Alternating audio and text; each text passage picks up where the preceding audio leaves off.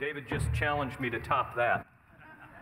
And that would be tough to top. What a fabulous story and legacy, and thank you so much to the entire Bill Eason family. I think everybody, it certainly is notable what a great legacy of entrepreneurial leaders and life sciences champions we've recognized over the years, and Bill Eason certainly fits that mold to a T. Phenomenal impact on patients and society, very humble, hardworking, focused on getting the job done, not trying to be out there just to make millions of dollars, but to impact what he could to make life better, and lo and behold, it all pans out. And so we know there are more of those champions in this audience and around our state. So we all keep after it, and we'll keep having these great award ceremonies every year. So wonderful, a wonderful story.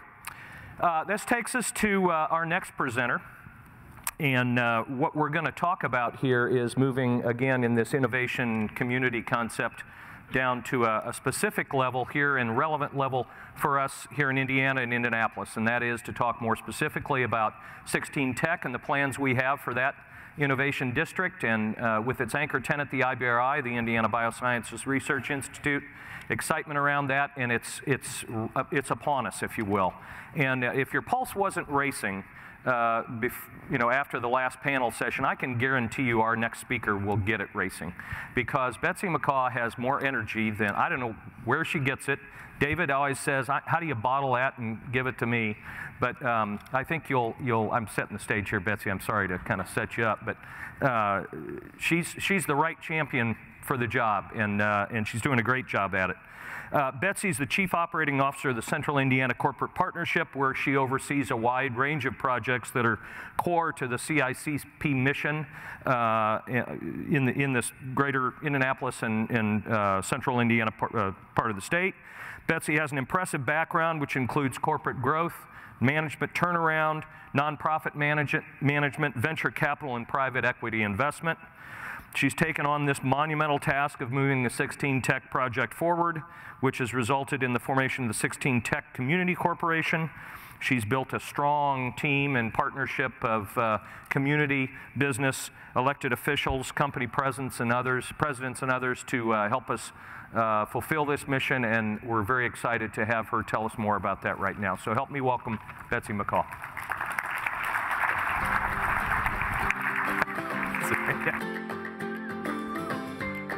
So this is quite a setup. I am overwhelmed in multiple capacities, actually, both with the fact that I need to express a lot of energy, but also I'm following multiple stories this morning that exemplify what we are going to try to do at 16 Tech and have every opportunity upon us to do. Both with the story of Bill Eason, who we hope to have hundreds of locating at 16 Tech, building businesses, innovating, working together, collaborating and growing our strong economy here in Indianapolis and Central Indiana. But also the panel that was up here, that's our core team that we are working with at 16 Tech.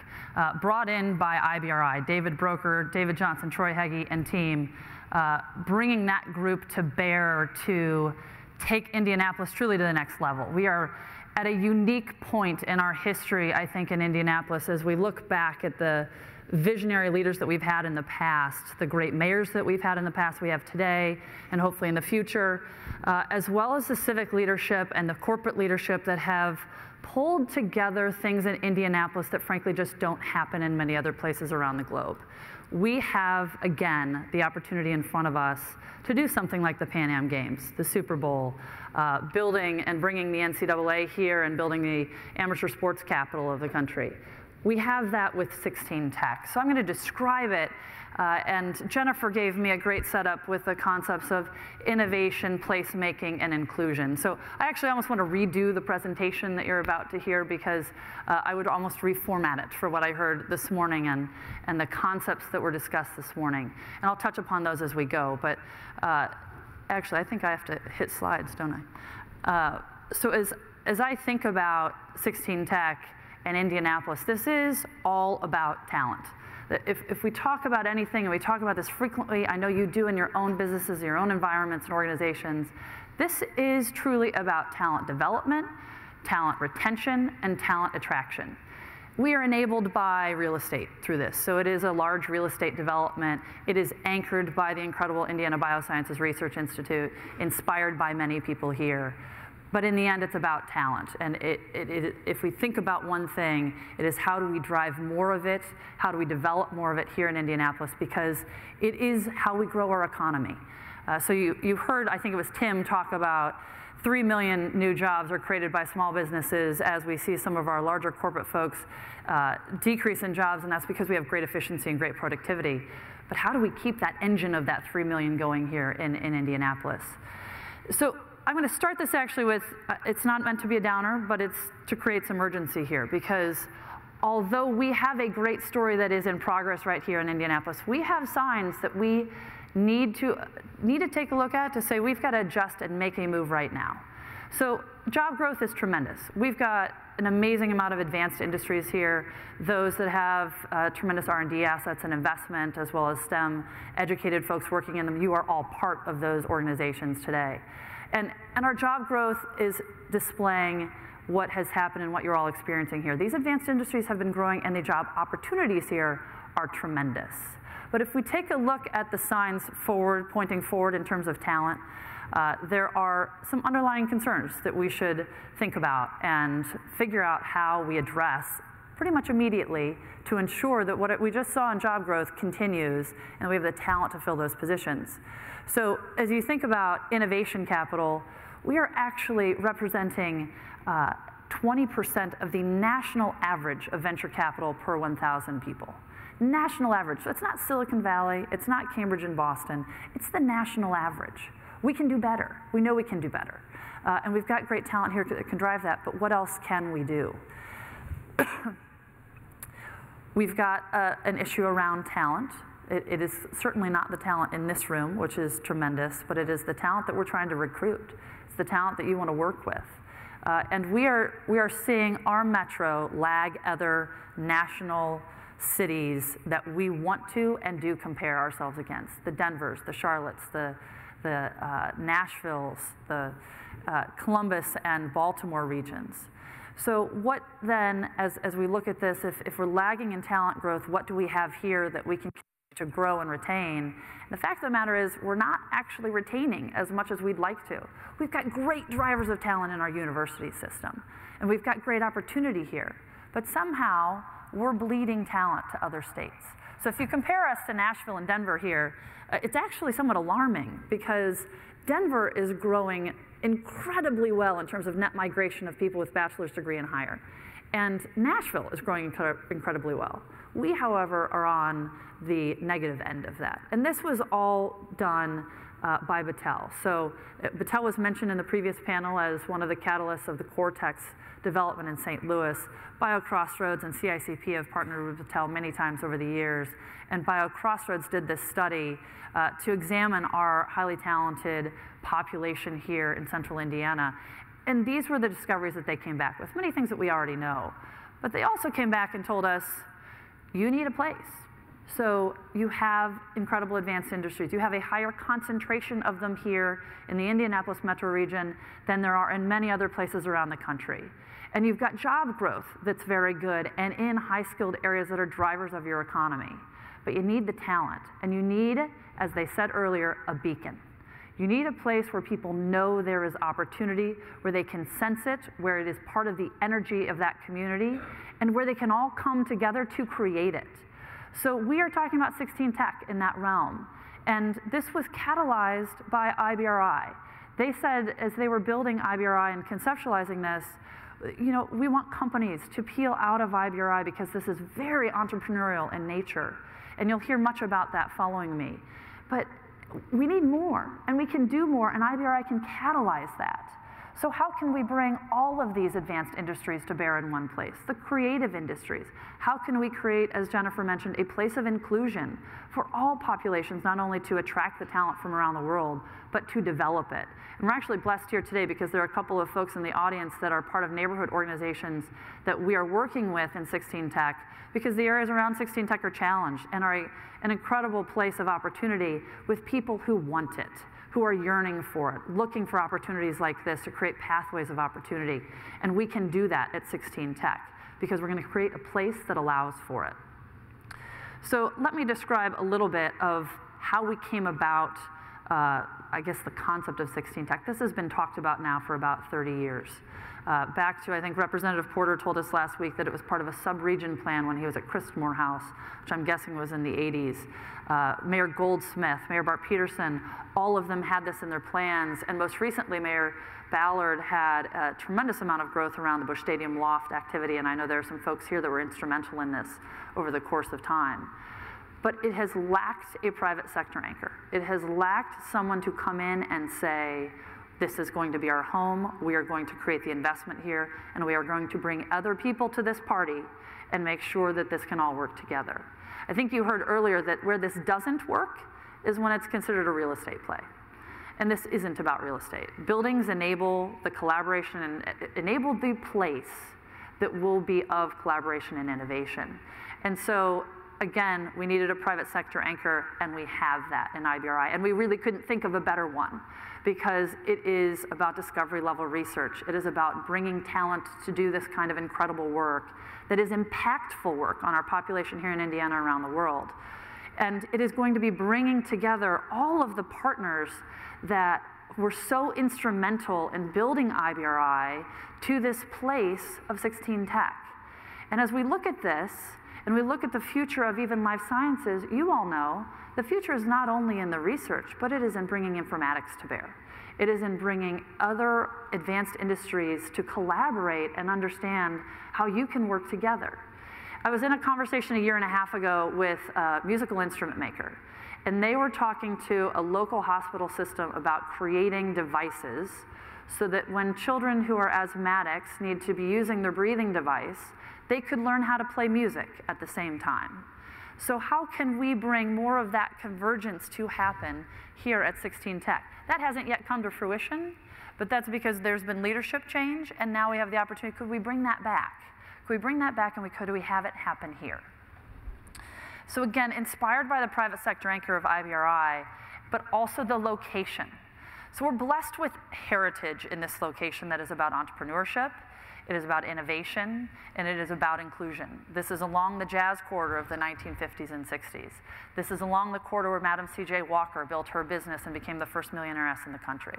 This is along the corridor in 16 Tech where Bert Servas located his companies, and also his strong leadership at the city level. So when we think about public-private partnership, we think about innovation, 16 Tech as a location is perfect for it. It also happens to be surrounded by the research assets that are existing here in our university system with our great partner at IU, who is also not only a tremendous partner with IBRI, but also a significant contributor to 16 Tech, IU Health, Health and Hospital through Eskenazi, all of them landowners and contributors along with IBRI to 16 Tech to make this vision happen. And so 16 Tech being chosen as this location allows us to tap into all of this already existing research capacity and talent and form that kind of hinge between all of it to create the place where entrepreneurship and innovation happens around all the clinical and research assets that already exist and pull that together. So when we think about that, the question now is, how do we do it?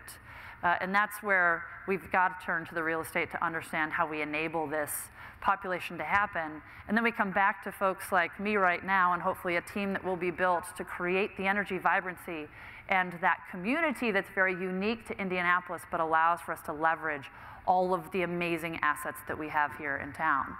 So today, 16 Tech looks like, I always have my left and right wrong. On your left is what 16 Tech looks like today. Primarily low floor warehouse buildings, some office buildings. The Heron Art Gallery is there actually, which is a tremendous asset and will remain. But if you take a look at the picture on the right, that's where we want to go in 15, 20 years. So it's a significant vision, it is a big vision, and it is absolutely something that we can make happen in Indianapolis. And we're at a moment in time where we can make this happen. So let's walk through this real briefly. Today, this is what this area looks like, generally with buildings in place, and you'll see some dotted lines around some buildings that will become part of the road system here. But this is between 60 and 80 acres, depending on what land we decide to work with initially, but over the course of 20 years, it'll encompass all 80 acres. when we think about what we want to do and how we form and kind of engineer this serendipity and engineer this innovation and collaboration in a way through the place, much like Gintis talked about in the previous panel, we need things like a bridge. We need a bridge over Fall Creek that connects the university and the hospital systems to the south directly with the innovation, collaboration, and research level activity that's going to be happening at 16 Tech. So that bridge is a very intentional piece of collaboration. It is physical, but it allows us to walk 5 minutes to meet our friends across the bridge rather than going 20 minutes over Indiana and 10th Street. Then we're going to drive a boulevard up through the middle of this that'll be called the Servas Boulevard. It will then create the hub of development that you will see in phase one around kind of the pink and blue buildings in the middle, with IBRI being at the center of that in one of the two triangle buildings. So IBRI as the anchor has to be a centerpiece of this.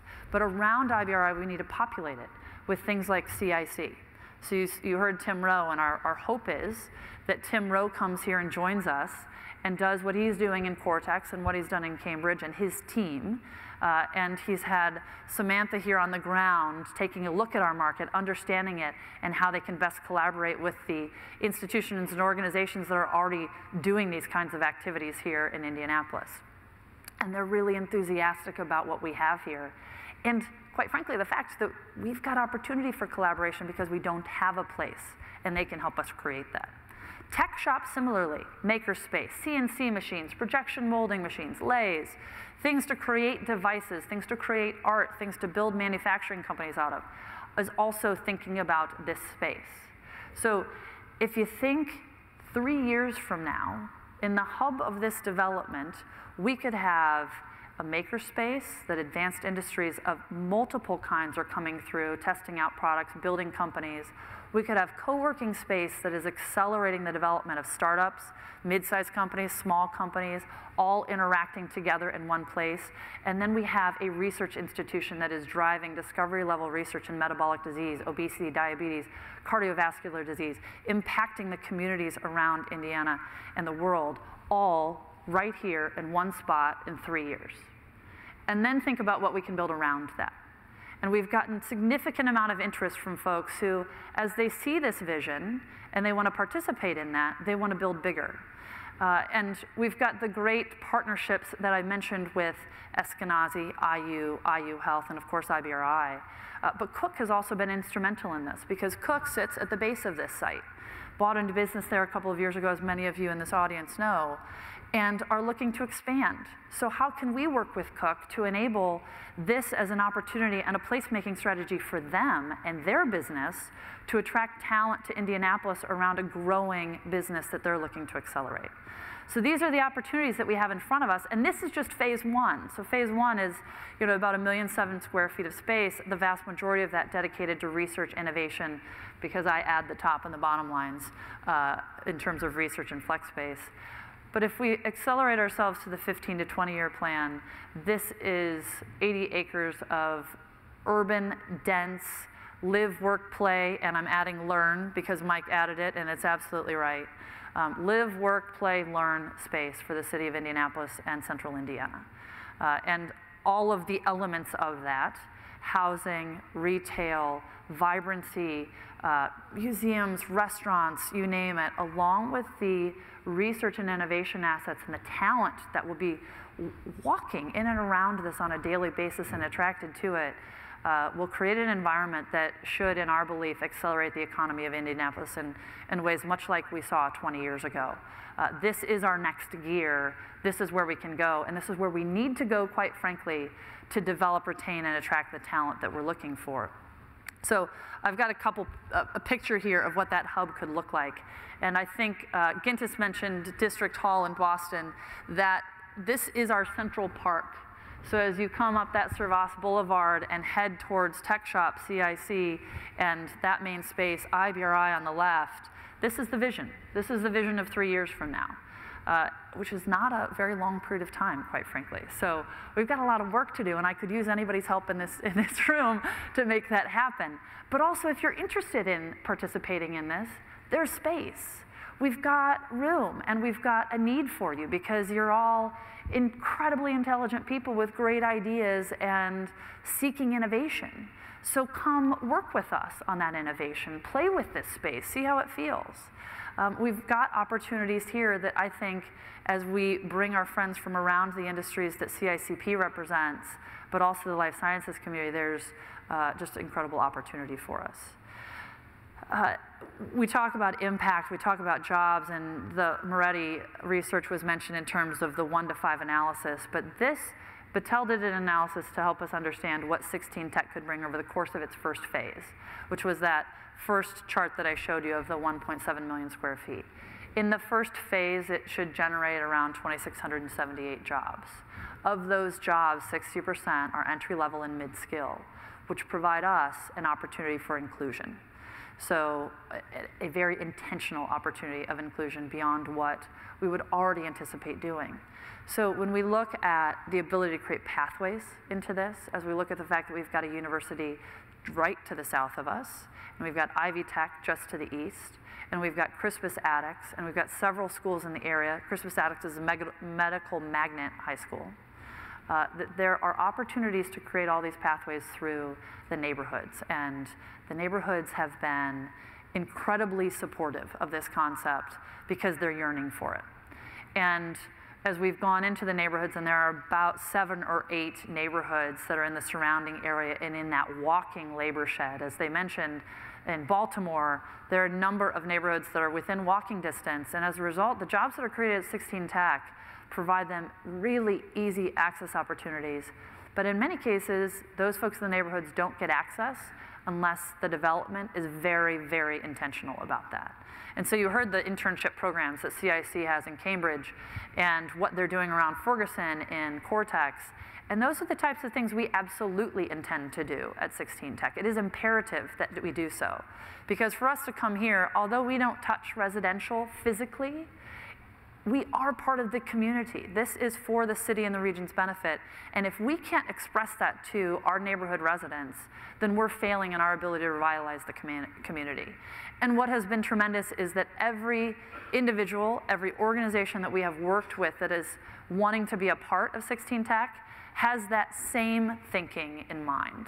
So while 16 Tech will work with the communities to develop pathways programs, and with IUPUI and Ivy Tech, and the Center for Working Families and the organizations around the area, all of the organizations that are coming in that want to be part of this also want to develop their own programs of opportunity for people in the neighborhoods. And that is of their own doing. So it's not even us asking, it is of their own doing. So our goal is to attract more people like that, because we want people that are not only making an impact for themselves, but are making an impact for the community, much like the anchor tenant in IBRI is intended to do. That is the basis of IBRI, to create an impact in health. So for us to be able to create an impact broadly in the community, what a better way to do it than create pathways of opportunity for the surrounding neighborhoods and the residents of Marion County into this development to fill those jobs that we just talked about that this should generate. So when I think about what Jennifer said earlier in terms of innovation, placemaking, and inclusion, we are attacking all of those head on right now at 16 Tech. And we are moving, quite frankly, as quickly as we possibly can because of this moment in time that we have of great interest, not only just because of the anchor tenant of IBRI who needs their space here in the next couple of years to really bring the level of scientists and research that they want to Indianapolis, but we've got folks like CIC and Tech Shop and others that are looking to expand and looking to Indianapolis to expand, and they will move on. So we need to capitalize on this now. And we have the opportunity here in 16 Tech, we have the opportunity to create the place of opportunity to kick Indianapolis into this next gear and be a global place of innovation. And it was mentioned earlier, it's nice to be a place of innovation in Indiana. It's nice to be a place of innovation in the Midwest. But we want to be a global place of innovation. And your companies are already global companies. You are innovating on a global scale. Indianapolis, as a city, as a region, should be recognized as that. We have the advanced industries. We've got the opportunity. We need a place to create, to engineer that serendipity, to take us to that level where folks in France, like the Bolloré Group, who just started the car share program here, are looking at Indianapolis as a place of opportunity for their own innovation. We can do that here in multiple different aspects, and we've got this in 16 Tech. So with that, I've got a couple of minutes for any questions that anyone has. I would love to thank the folks at BioCrossroads for allowing me the opportunity to speak, because you all in this audience are key to making 16 Tech work and driving us forward. So I appreciate the opportunity and look forward, hopefully, to working with many of you in the future. Are there any questions about what we're doing? There's a lot happening, so I'm happy to answer any questions. Okay, I'm going to leave on one note. We are in front of the City County Council in the next 3 weeks. I'm going to give myself a plug, and I'm going to hope you're going to call your city councilor if you're in the city of Marion County, in the city of Indianapolis. We go before the Rules Committee on October 27th, and we go to a full council vote on November 9th. To enable this development requires a lot of infrastructure, and we've asked the city for that. It's not private development. We're not asking for a building. We're not even asking for folks to bring a utility to a site. But we are asking to enable the roads and the infrastructure here to be able to make this happen. It is absolutely doable. Everyone that we talk to loves this project. But we do have to work through the council, who has been incredibly supportive thus far. The mayor's office has worked us through their process, and now we're with the council, and grateful to be there. So to the extent that you look forward to participating in 16 Tech, I encourage you to call your city county councilor and express that desire, because we could use your help as we head into the vote. But knock on wood, we're cautiously optimistic about that happening and realizing this vision in front of us here in Indianapolis. So thank you.